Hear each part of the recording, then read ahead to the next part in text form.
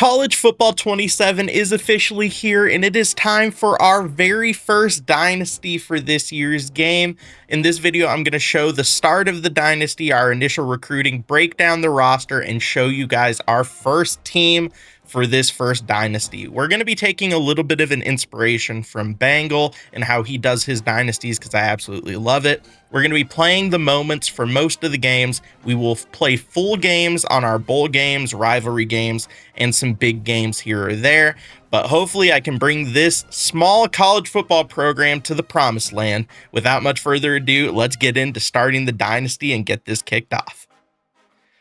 So we are here for the first time getting to see the new Dynasty menus and the new look of CFB 27. And honestly, I am a big fan on how the UI looks. Really clean. Reminds me a lot of the ESPN like logos and stuff. Really a big fan of it. We are going to be playing this Dynasty on Heisman. I am kind of curious to see how Heisman plays. I've been seeing some of Mills' gameplay and I think it looks really good. We're going to leave pre-order and membership bonuses on for right now, but I don't know how much I'm going to use it. It feels like the Rainmaker strat is going to be kind of OP, and I want this Dynasty to be fun and not be like super overpowered early, so I think we're going to leave it on, but I would be surprised if I ended up using it. We're going to turn off coach level purchases. It's kind of crazy to me that you can buy coach levels, but it is what it is. There is a new change to this year's game. We do have recruit flipping in the game. You have to know that that's staying on. I think we're going to set it right now for 9-minute quarters with accelerated clock on and set the accelerated clock down to 25 seconds. It's what I've historically done. At some point, we probably will do a coach mode Dynasty, but not for this one. We are going to leave wear and tear on as well because I enjoy it, and leave the transfer portal on because I like the chaos that it brings. Outside of that, we're going to... Do I turn off auto progress? Nah, we'll keep on auto progress. I kind of like the variation that gives on upgrading players. We'll see if we keep it on when we get to the actual off season, but for right now we're going to leave that on. And with that being said, it is time for me to announce my first Dynasty team. We are going to be rocking with the East Carolina Pirates to start CFB 27. Big win for me. My high school was the Pirates. Purple and gold were the colors, actually, so this is kind of iconic for me. Did go 9-4 last year. Had a lot of really good players on last year's team, including some high draft picks. They are a 2-star Dynasty to start. 69 overall, 69 offense, 69 defense. Nice. You're going to start with an available 2,045 Dynasty points, which we're going to have to learn that together. Dynasty seems to be very upgraded and deep this year. We have a balanced school demeanor. It's a very high job difficulty, which is interesting. The pipelines are North Carolina, Tidewater, and Central Florida, which is actually very solid pipelines as far as it goes. And you can see our rivals are NC State, Marshall, and Charlotte. We have some decent players on the roster with Brandon Best, Ray Joseph, Landon Sides, and Brock Spalding. We'll break down the whole roster in just a few minutes, but we are looking to take the East Carolina Pirates to the promised land and win a national championship. We are going to be starting as a head coach, of course, and we're going to be creating our own coach. Now, I will say the last handful of years, I've really enjoyed going either tactician or motivator because recruiter got a pretty heavy nerf in last year's game. I don't know if that's still the case, but I feel like it's going to be a lot harder to recruit in this year's game. So I think we are going to end up going motivator as well because we're going to be, especially as a smaller school, going after a lot of 2 to 3 star players, and we need them to be able to get better over time, which is where motivator comes in over recruiter. So we are going to go with motivator as our starting archetype. If you've been watching my streams recently, you know we've been going with a new name for all of our created players. The first name is Tug. The last name, he's very Eastern European, Madick. Tug Madick takes over the East Carolina Pirates. We are going to rock ECU's air raid offense, at least to start, to give that a try. I'm not a big fan of the 3-3-5 defense personally, so we're going to look to actually run the 4-2-5, which is, wow, a lot of new defenses in this year's game. 4-2-5 shell, 4-2-5. We're going to go 4-2-5 shell to start. The alma mater is going to be East Carolina. Tug, of course, from East Carolina. Where do we want our pipeline to be? I almost feel like South Florida would be a very solid one, especially being that close to East Carolina. So I think we're going to go with South Florida as the pipeline. We have an intense demeanor, and we're going to go classic stance. For adaptive AI, I generally like to go mad scientist just because I like to be able to throw kind of whatever I need at the wall at any given situation. We're going to be a little bit more aggressive on offense and defense as well. Dynasty point strategy, I think it's going to end up being developmental, especially with a small school. That feels like it's going to be important. This kind of looks like a Tug. I'm feeling that. So here's what Tug's going to end up looking like.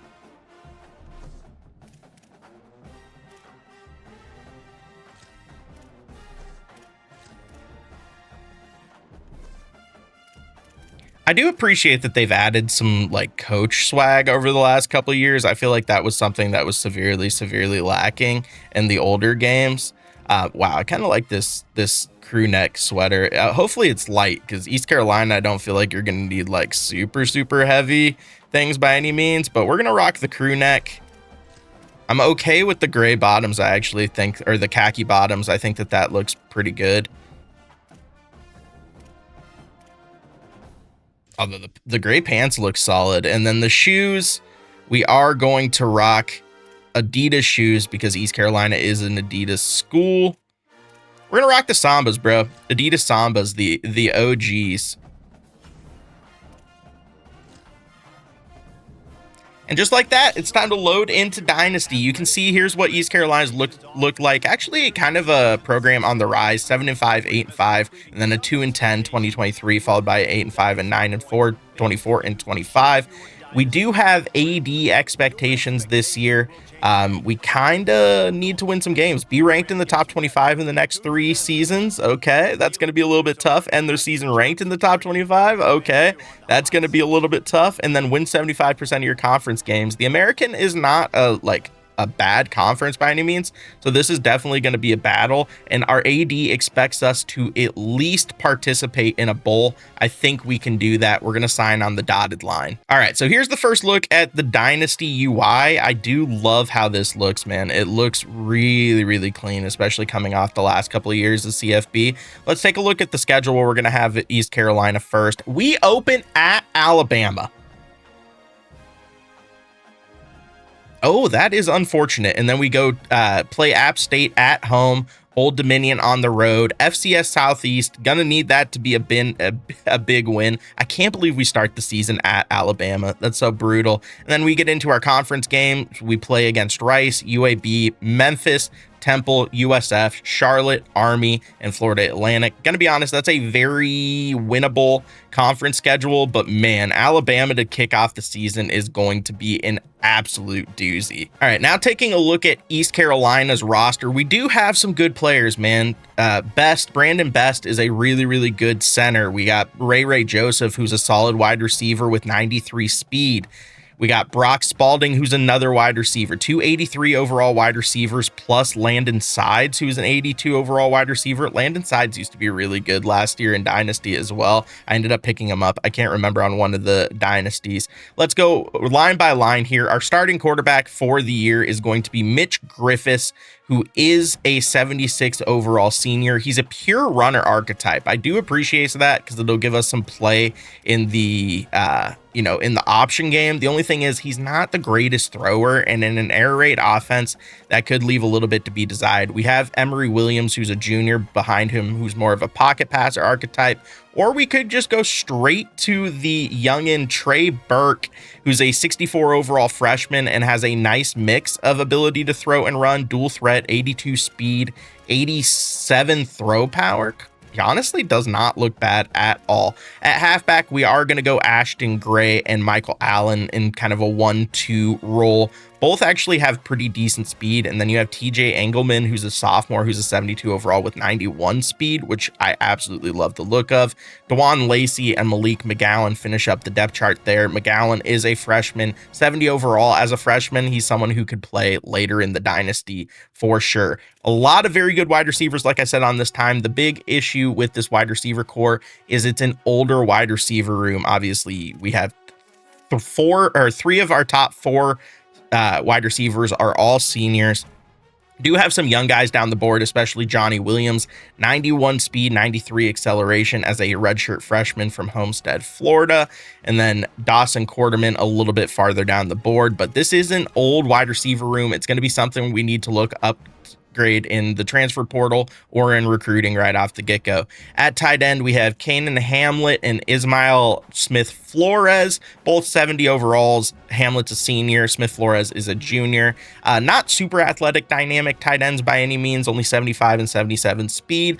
But I'm curious to see how much our playbook actually uses the tight end. A lot of times with air raid, it's going to be like a 5 wide or 4 wide situation where you're not seeing the tight end on the field very often, but we'll see if they can play. Our starting left tackle is Bryce Weaver, who is a 72 overall, which is not bad. A couple of freshmen down the line. Carson Jones is going to be starting at left guard, only a 68 overall. Our left guard situation is not great. We do have 2 freshmen down the board there. Maybe we look to start Kendall Walton because he's only a couple of overall worse, but being a freshman, getting that play time could be absolutely huge. You already saw one of the best players on our team, Brandon Best, going to be in the running for a all conference style player. Hopefully he can live up to that. At right guard, we have Trey Hardison, who's a 69 overall. Nice. 2 seniors at right guard. We're going to have to be looking to recruit the trenches as well. And then Hayes Creel is our right tackle, 75 overall. He is a senior though, which is going to be an issue. At left edge, we got Kendrick DeJour, 76 overall senior there. We do have what looks to be a somewhat older defense. Josiah Robinson, another senior, is the right edge, 80 overall, very, very good player. And then D tackle, we have a 78 overall starter in Preston Carr, and then Rayon Rosenborough. I'm going to be honest, 78 to 69 drop off, especially because we're going from a 3-3-5 into a 4-2-5. Could be a big issue up the middle. I wouldn't be surprised if some teams look to run the ball on us a lot. Only one Sam on the roster is a freshman, 63 overall, Zion Ratchford. That's okay because we're not going to be really using Sams. It's going to be Mikes and Wills. And our Mike is actually pretty decent. Thumber archetype with 82 speed. DJ Johnson Jr., a 76 overall. Cade Law is the primary Will right now, 71 overall, but does have 82 speed, a little bit of speed there in our linebacking core, which I really appreciate. The corners do take a step back this year because they had a couple of good corners end up getting drafted in the NFL. And you have Nick Childress, Ashton Levels Mitchell, and Jalen Bowden, 74, 74, 74 is the starters. Now, I will say another issue here, like I mentioned earlier, not a whole lot of speed in the secondary, and they're all 3 seniors, which is going to be an issue moving forward. So secondary, wide receiver core, offensive line, going to be things we're going to be needing to look for in recruiting. At free safety, we have Zaire Gamble, 76 overall junior. We will play wow. Okay. Big fall off at strong safety. So I wouldn't be surprised if Aiden Duncanson ends up starting at strong safety as well. Running a 4-2-5 in our base, we will be using 2 strong safeties on the field at any given time. Our strong safety core isn't unbelievable by any means, so safety is definitely going to be a place we need to look to upgrade in the offseason going into next year. Finally, the kicker and punter situation, 76 overall kicker is plenty good, and a 72 overall punter, Thomas O'Halloran. That's kind of what we're looking for. East Carolina, going to be a lot of up-tempo, throwing the ball around, but we do have some playmakers in the wide receiver core and the running back core who hopefully will help us put up some solid points this year. With that being done, now we need to go ahead and get into recruiting. It's going to be the first time I'm seeing this, and one of the very first things you have to do is hire staff. We have 220 NIL points going to our coaching staff right now. We have 2,045 coaching points unspent currently, and I'm going to go ahead and get 2 staff here. The issue is you can't spend a whole lot at these on your staff early on, especially because it's going to be a big issue as you get further into the year, especially as you're trying to keep your talent acquisition. Paying attention to these recruiting budgets and these NIL budgets are going to be absolutely massive moving forward. I am going to go recruiting assistant to try to get a little bit more recruiting hours, only 150 points on that. Oh, please tell me I didn't just screw that up. All right. Damn, I almost just dropped the ball big time by hiring someone incredibly expensive there. We are going to look to go down the board, and then do we want to go support staff or offseason progression increase?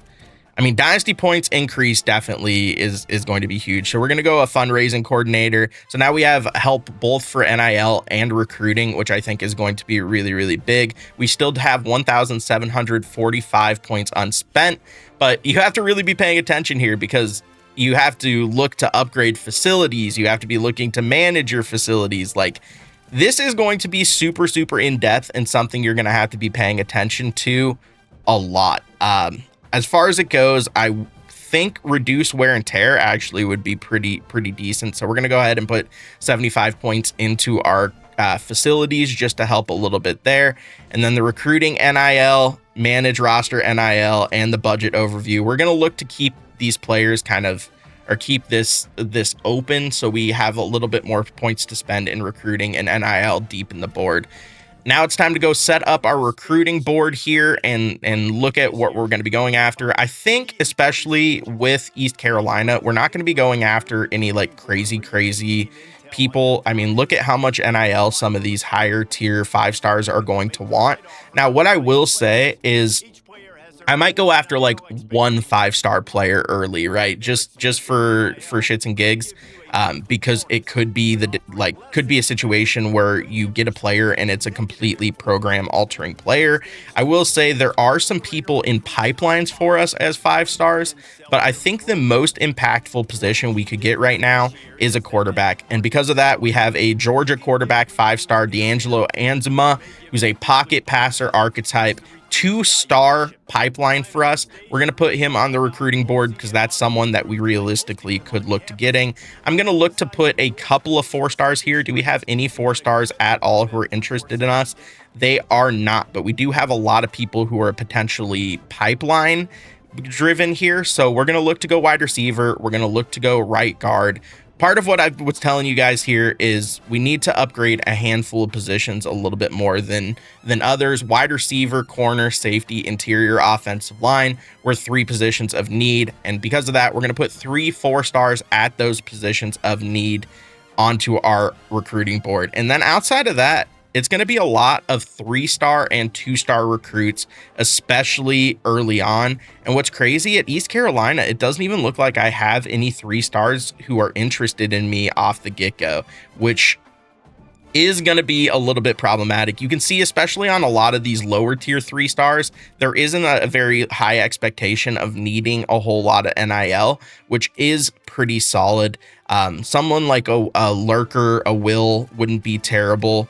Man, but I will say, like, you know, spending NIL on freshmen here when you have a very limited NIL budget is going to be pretty hard. We're going to be looking to, especially early on, recruit a lot in our pipeline, because that I think is going to be where we get the most benefit. Someone like a contested specialist wide receiver out of North Carolina.